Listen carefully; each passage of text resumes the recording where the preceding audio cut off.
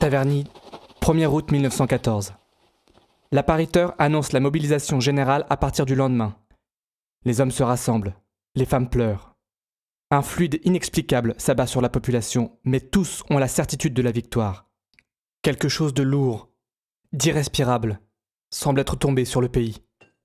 Les personnes qui ont un accent germain sont en butte avec la population civile. Des soldats arrivent en chantant des chansons patriotiques. Ils construisent des batteries d'artillerie lourde dans la forêt. Taverny devient une ville de garnison. 1er septembre 1914. À Saint-Ouen-l'Aumône, tout le monde s'en va. À l'heure où je t'écris, il vient d'arriver toute une ferme avec ses équipages, des bœufs, des moutons. Ils sont sur le trottoir. Ils viennent des environs de Senlis et vont en Normandie. Tout cela est triste. Des semeurs de panique racontent des choses invraisemblables. Ils ont vu des Prussiens partout. Le 3 septembre, la poste de Taverny déménage. La gare va fermer. Les ponts de Meriel et d'Auvers ont sauté. Des hulans sont signalés dans la forêt de Montmorency et dans la région d'Auvers. La moitié des maisons sont closes. Quelques chiens et chats abandonnés réclament à manger. Il arrive une armée de terrassiers pour faire des tranchées dans la plaine et dans les bois. Des travaux de défense avancés autour des forts. À noter, pendant le séjour des troupes, la débauche de femmes et de jeunes filles. La conversation des habitants roulera pendant de longs mois sur ce sujet. 8 novembre. Qu'il est triste notre pauvre pays. Le pont sauté, on traverse l'Oise sur un pont de péniche. On a creusé autour de Beaumont des tranchées dernier modèle. Le canon a tonné dans le lointain et sa voix formidable nous a impressionnés. 20 janvier 1915. Ma sœur Agnès et mon mari viennent de faire un triste voyage. La pauvre enfant a voulu rechercher la trace de son mari disparu. Ils ont entrepris dans la boue la visite de champs de bataille, jonchés de képis, de lettres et vu des tombes, des croix avec des inscriptions écrites à la hâte. 24 janvier. Aujourd'hui, malgré notre grand deuil, la maison avait pris un air de fête. Dans la salle à manger se dressait une table chargée de friandises pour les blessés de l'ambulance. Les cris de joie des enfants nous les annoncent. Ils sont partis en emportant des fleurs et des cigares. Nous étions heureux de leur avoir donné le réconfort d'une vie de famille. Mars. Près d'Asnières et de Royaumont, civils et soldats creusent des tranchées. Un laboureur cultive le bout de champ qui lui reste. Un soldat tourne le soc de la charrue. Des feux de bivouac de ci de là. On pense que le front n'est pas loin. Ce fut une véritable surprise d'être réveillé dans la nuit du 20 au 21 mars. Les zeppelins. Le ciel est illuminé par les projecteurs. Les canons des forts et les batteries des environs tirent sans discontinuer. Je vois l'éclatement des obus autour du monstre argenté. Puis le zeppelin disparaît. Le tableau est magnifique, quoique impressionnant. Des bombes sont tombées à Saint-Gratien. Des éclats d'obus ont été retrouvés à Bessancourt et à Pierrelet. Nous avons eu hier une splendide fête organisée par la ville au profit des pauvres, des réfugiés et des évacués. Des artistes ont fait entendre des poèmes et des chants délicieux. Nous n'étions pas ici pour nous amuser, mais dans un but charitable et patriotique. Été 1915, les moissonneurs ont des pantalons rouges et des képis. Les premiers permissionnaires arrivent du front. Le 4 septembre, Taverny est bien calme. On ne se douterait pas qu'à 20 lieues à peine se trouve le champ de bataille. Quelques Parisiens ont loué une villa comme en temps ordinaire. Bien des maisons inhabitées l'année dernière sont occupées par des émigrés ou par la troupe. Le 11 septembre, on loge plus de 2000 soldats. 3 octobre. Prise d'armes dans le parc des Tilleuls pour la remise de médailles militaires et de croix de guerre. Le capitaine proclame des citations des soldats qu'il décore, après avoir fait ouvrir le banc par ses trompettes.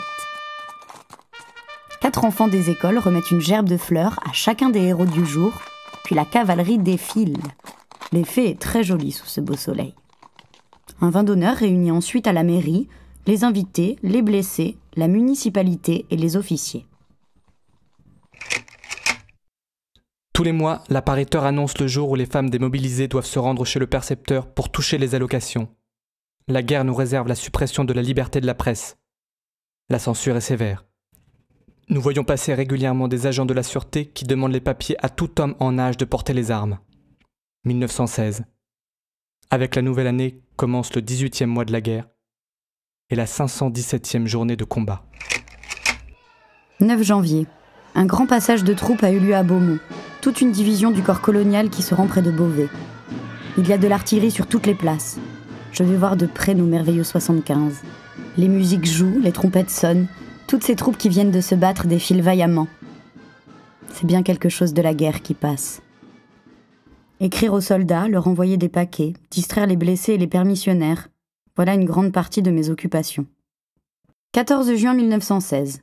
Chose curieuse, une loi vient de décider que nous devions ce soir à 11h avancer nos pendules d'1 heure. Ce sera l'heure légale. Il paraît qu'il en résultera une grande économie. En tout cas, le monde est en émoi et peu satisfait. 25 juin. Le bruit infernal des bombardements, entendu à plus de 90 km, fait penser à ceux qui se trouvent sur le champ de bataille. Le 14 juillet à Taverny, la fête nationale est bien triste. Si dans la plaine un grand nombre de terrains sont en friche, les jardins potagers sont en bon état, mais les vols deviennent fréquents. L'élevage des lapins et l'art de transformer les fruits en confiture ont augmenté.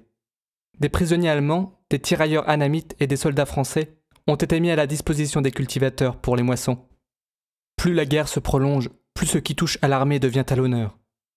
Prenez 100 gosses, vous en verrez 90 avec un calot. Promenez-vous sur les boulevards parisiens. Vous verrez que la mode féminine s'approche de plus en plus du costume militaire. On a créé une taxe sur les repas chers dans les restaurants et les théâtres et les cinémas ferment 1 fois par semaine. Le 10 décembre, un fourrier vient m'annoncer que j'aurai à recevoir un colonel. Je perçois les sons d'une musique dans notre paisible rue. C'est le drapeau qu'on emmène en grande pompe. Les soldats rendent les honneurs.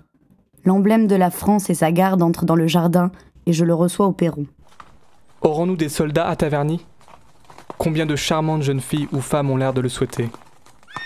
Toujours est-il qu'à Méry, Auvers, Frépillon, Bessancourt, Bethmont, des détachements de cavalerie sont au repos. C'est la première fois que des soldats du front viennent se reposer si près. Tous les jours, nous verrons la promenade des chevaux. Janvier 1917. À Méru, mariage de notre cousine. Dentelle, soie, velours, bijoux, diamants, visage en fête. C'est à l'époque terrible que nous vivons quelques heures de trêve, que cette jolie réunion de famille. Février. De la neige, pas de charbon. À Taverny, il gèle à 18 degrés au-dessous de zéro. Armés de haches et de scies, on se rend dans les bois et on revient chargé d'arbres. Les garçons de l'école communale cultivent du terrain. Nous avons inauguré le mois de mars avec la carte de sucre et le pain de guerre. Rassis mais fort mangeable. On fait des provisions, aller au ravitaillement est une réelle occupation. Nous avons reçu à Beaumont des évacués des pays reconquis. Nous les attendions sur le quai. Le sous-préfet, le conseil municipal, le comité de secours, la gendarmerie. Je verrai longtemps ce long train emmenant loin de leur maison dévastée, ces vieillards, ces mères de famille et ces enfants. Août, course en famille à Paris. Nous avons rencontré beaucoup d'Américains, drôles avec leurs chapeaux kaki droits et pointus. Nous avons croisé des Portugais au teint olivâtre, des Écossais en jupe courte, des Belges, des Canadiens, et de pauvres blessés traînant la jambe. En octobre 1917, arrivent pour leur grand repos des hommes originaires du Midi et qui viennent d'être relevés du chemin des dames. Ils apportent à Taverny leur bonne humeur légendaire. De tous les cantonnements, vous n'entendez que rire et chants. La musique militaire donne un concert sur la place de la mairie, puis un bal public. Quand Madelon, la célèbre chanson de marche, est chantée en chœur par tous les soldats. 1er janvier 1918. 1247e jour de cette guerre interminable. Devant le nombre de ménagères qui veulent toutes être servies à la fois chez les commerçants, on fait appeler l'appariteur pour rétablir l'ordre. Certaines femmes parlent de violence. Elles se fatiguent d'attendre pour 1 litre de pétrole. Argenteuil. Nuit du 30 au 31 janvier. Vers minuit, des Gotha ont marché sur Paris. On entendait le bruit des bombes tombant et éclatant. Le ciel était constellé d'étoiles, parmi lesquelles brillaient les fusées et les projecteurs. C'était magnifique. Mais je tremblais. On avait été averti par la sirène et le clairon.